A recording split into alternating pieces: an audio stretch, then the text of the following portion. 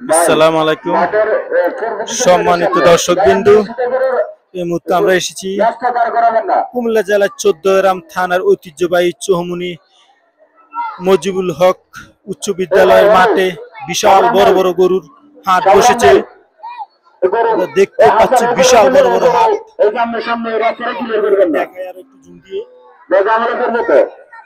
এই যে বিশাল হাট,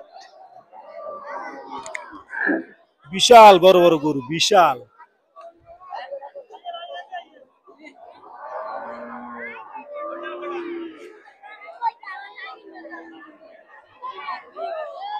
গরু গরু গরু, যার যেমন পছন্দ তেমনই গরু কিনুন। চৌমুহনী বাজার আসেন, আপনি আপনার পছন্দের গরুটা নিয়ে যান পছন্দের মতো।